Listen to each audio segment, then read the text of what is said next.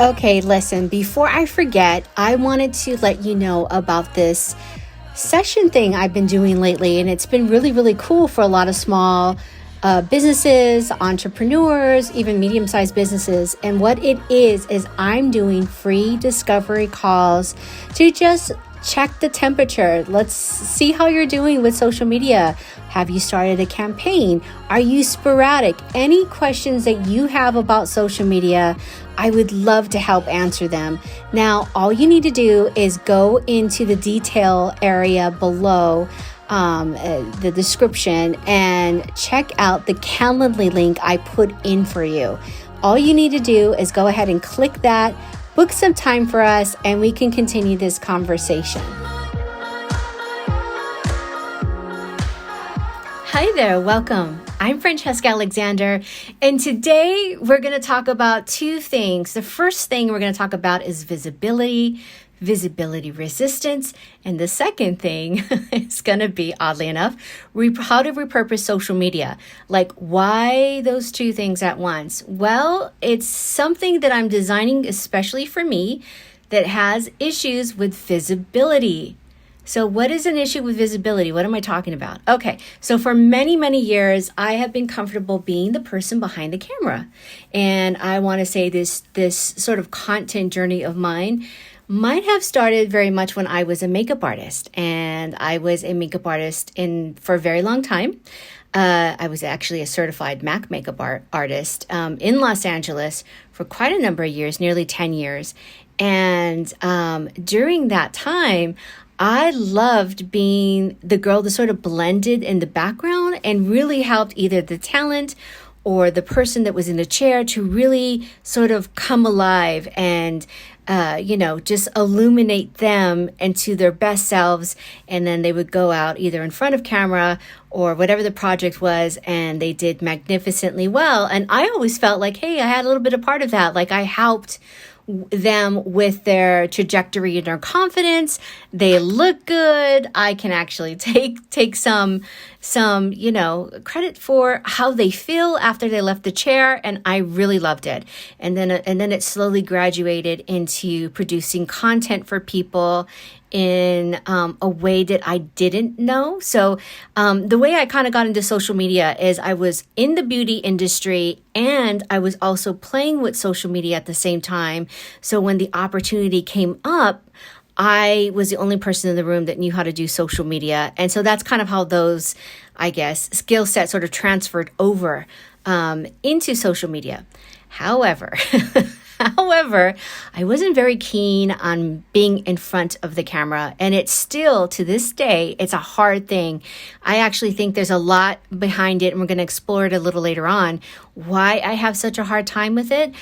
The funny thing is, like, I'll meet you at a cafe any moment of any day, and I'll have I love having little chats over coffee, and in New Zealand here they call it coffee catch-ups, which I think is so charming. But it's just a way to just really get to know each other over coffee and just chat about anything. Sometimes it leads into business and sometimes it doesn't. It doesn't matter. It's really a relationship or a bonding experience that you might have before you may even have or do business with anybody. So it's a really cool, natural thing to do. So with that said, I'm good with that, not great in front of camera. And I was probably ending my makeup artist career just when the whole wave of the first round of influencers were happening on YouTube, in the mid 2000s, and which I call the first generation influencers. I mean, Paris Hilton was of that sector, just started then, and people makeup artists were starting to actually show up on YouTube, and makeup artists that were not makeup artists were also on YouTube. And to this day, you can still people going, what are they doing? And why are they pounding away in their eye area? And they're not makeup artists, but they have something up on me and some of the other makeup artists that I was working with at the same time. They were one-upping us by actually having a YouTube channel, showing the techniques and showing all of that. They were fearless. And that if that was one barometer of success, we saw it. We started to evolve and really take on a whole new area of people and sponsorships and money to be had if you were in front of the camera. And I've always known this. And I've, in terms of clients, if you have clients that you are doing social media with, we got to get them in front of camera. We really got to get them to show who they are, why they're doing what they're doing, why are they selling what they sell, why are they have a service that's something that we should be inspired to work with them, or just, you know what I mean? Just like it's either a service or product, what inspires people to actually get to know them and then go forward and possibly even purchase something. So all of that, the medium that has been something that has always been constant is if you're in front of the camera. So that was really interesting for me. I've always known it, always done that. Even done it a couple of times and went, wow, I hope that was professional enough. And really, that professionality piece has always been a center or block for me to even do anything. Like, oh, you can't do that on LinkedIn, or you shouldn't talk about this perspective in front of a camera because it might be seen like, oh, that's not really professional. But it's, professional is, oh goodness, it's almost like art, subjective. And I guess it's from whatever perspective you can see it. A lot of the times that professional sort of phrase also stops people from being who they are. And what I mean by that is that if you are showing too much of yourself and not being like, or playing a part in the conformity of how other people in your office are, or other people in your industry are, then you're breaking away. And how dare you? You know what I mean? Like, how dare you have a personality and be somebody all on your own? And I'm always going back to that. Like, I know that, and I see this a lot in myself, like even when I dress up, like I will start to dress really quite conservatively. And I'm like, girl, what are you doing? You're not even conservative. Like, I'm polar opposite of being conservative, but it's a way of me hiding who I am. And I've been recognizing that a little bit more lately. So I'm just trying to, push the edge a little bit in my comfort zone and trying to redefine style, who I am, how I'm going to show up in front of camera, stuff like that. So it's been really, really interesting to see what that journey is like. And in particular, for women of color, we don't show up enough in front of a camera. So if you're a woman of color and you're listening to this, I encourage you to do it more. Be in front of the camera. Even if you're out for a walk in your neighborhood, do it. I'm starting to do a little bit of that, and I'm wincing and I'm not scowling, but I just have like all of these weird faces. But I think I just need to stop doing that and just keep talking and do it where I'm so comfortable. I feel like I'm chatting to a friend. So we will see how relaxed my facial expressions are during this time, see if I can actually get that. But it's been really, really interesting on that whole journey of not being seen, wanting to hide, all of that. But the matter of everything that I'm doing is actually leading to meeting somebody like you that needs help in social media, or another small business that needs help in social media.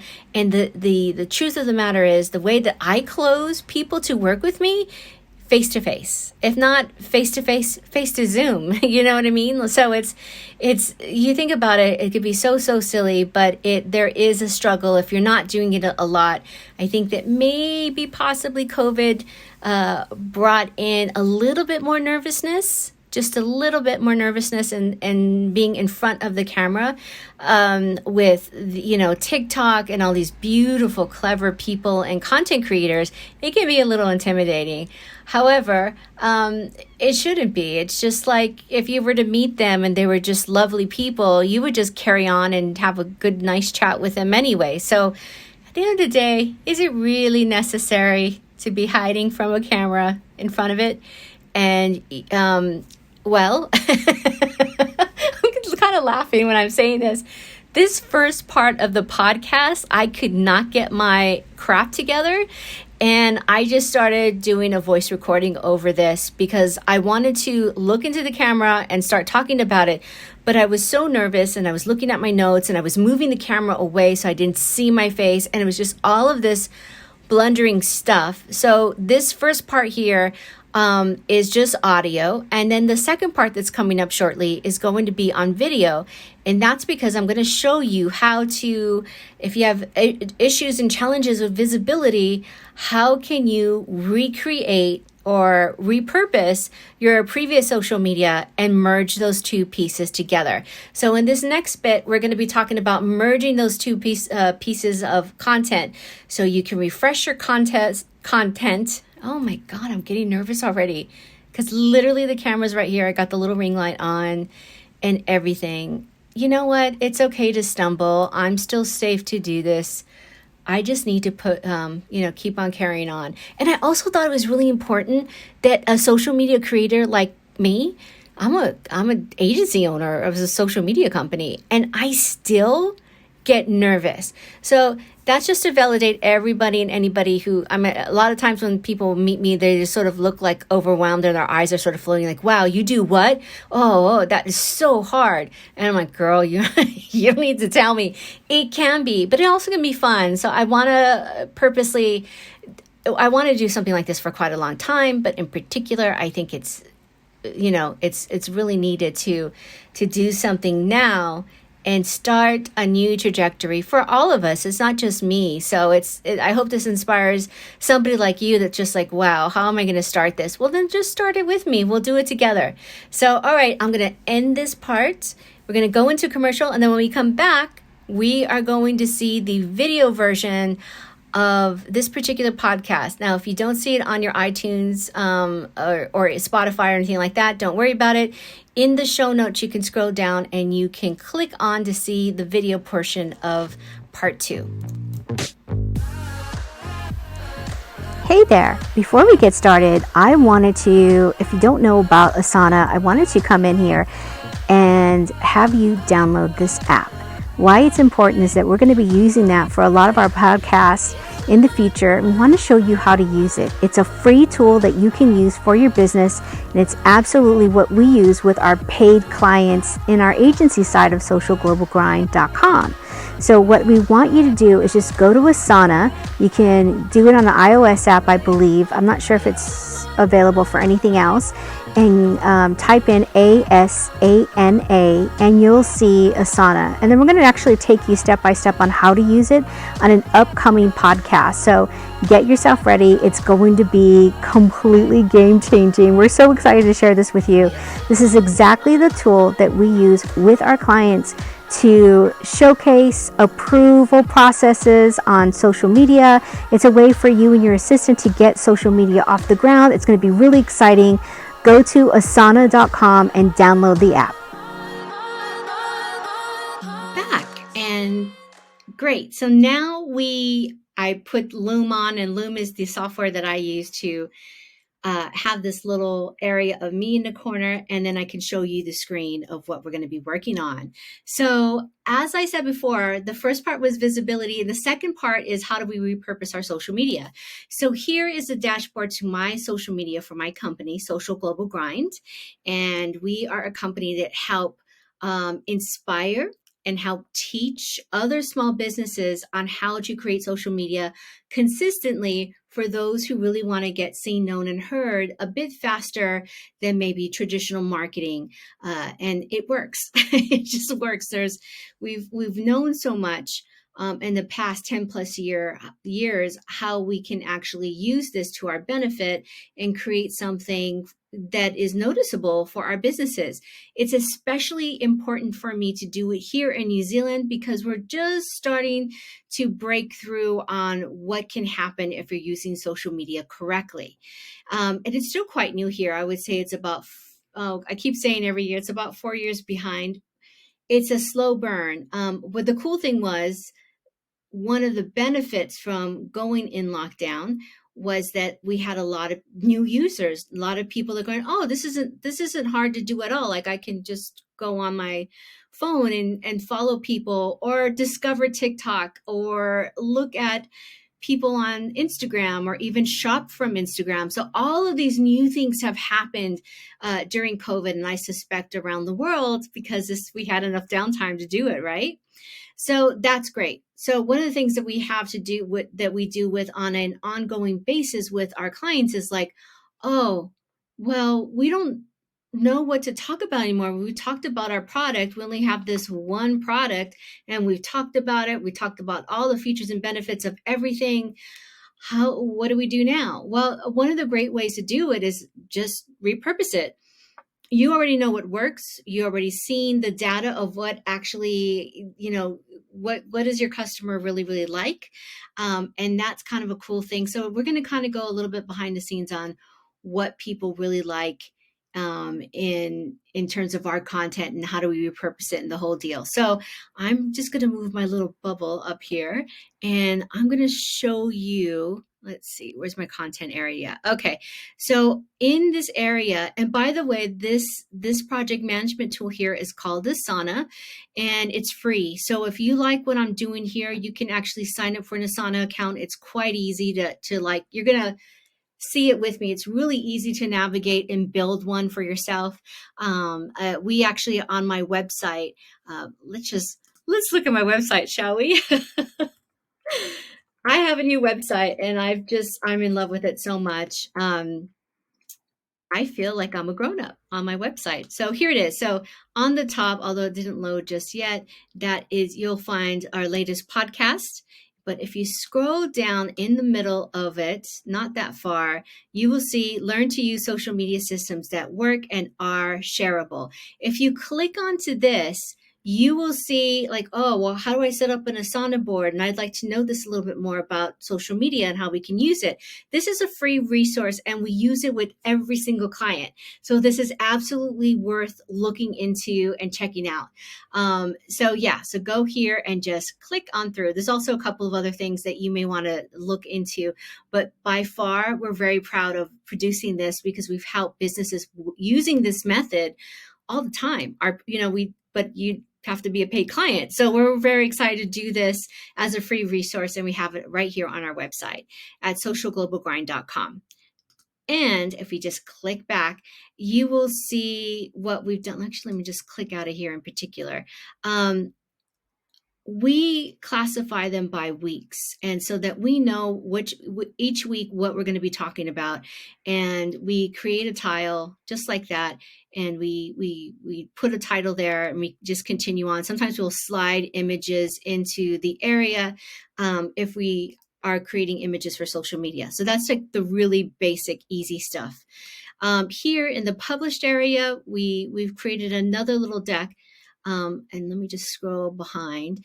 We actually have every single social media piece that we've not ever produced, because we recently, maybe like, we took ourselves as an agency. We were noticing we haven't put up a lot of social media. We're taking care of our clients, but not ourselves. So I would say about the last year or so, we've started to build up our own content and do it consistently. We have tracked it here, and we actually classify them by each month, and we can scroll through and see, all right, so these are the things that we've talked about. These are the topics, and we can actually go in here and repurpose that. So here's one right here that says theme, what wellness practitioners need to know about online marketing. That's a great one. So what you can do is you can repurpose something like this. So you can do a couple of things. You can duplicate it. And this might look a little too technical, but it's seriously not. Just by hitting the duplication button, it's actually going to populate on the bottom, which you have. I just clicked something that says duplicate and it did it for me, which is pretty easy. And now I'm going to just open up this tile, and you can see again, because I'm also doing this as a video. So if you're not sure how to follow along, you can do it here. But basically what I'm doing is I'm duplicating a post that we've done, and I'm also going to put that right back on our content board. So let me just, social media. Okay. So I'm just replicating it, duplicating it, and I'm also putting it as a task that we're going to be doing on the week of July 4th. So as I go back to that and go back into my social media, And if I go scroll down to that week, we're going to see that same project here. Now, what we do is we will do a couple of things. Let's see. Oh, I think I lost it. Hold on. I'm going to put this, I'm going to find it for us. Alrighty, so here it is. We found it. So this is a duplication of that social media post, which is wellness practitioners need to know what they need to know about online marketing. Now, one of the first things I do is I might actually change the title.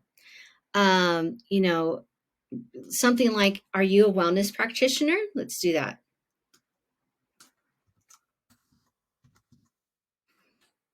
And we're going to do, "Are you a wellness practitioner?" is something that I'm going to rename this whole series of social media. Now, the cool thing is that this is also has a blog. So it gets people back to your website, which is really important for SEO and getting people that are interested in something like this. So we're going to do that. One of the things that I like to do as well is like there's some previous social media images that we're going to erase. So that's one. And then here's the second image that we have. It's just two gorgeous women doing yoga. And as I open it again, I'm just going to go down here and I am going to delete those attachments. So my content creator can know that this is actually ready to repurpose. This is the social media content that we have. It talks about episode 54, what wellness practitioners need to know about social media. And we already have a blog that's listed here. I may actually purposely put this on our new Social Global Grind blog because when we move things over, we didn't get all of our blogs done. So this might be like a really cool thing. So we're going to do that. So I will put in instructions there and then we'll create that. Now, what does the visibility part really, how does that come in, right?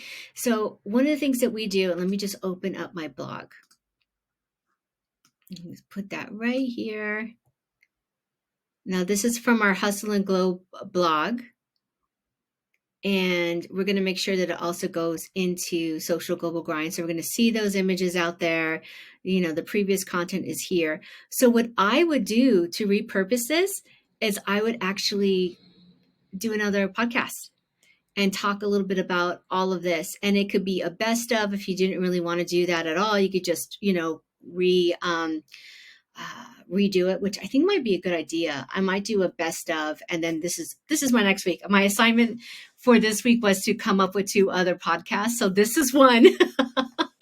And then next week we're going to talk about this one. So you can see it in action. And I get out of that extra work because I am busy. So this is perfect to do for next week.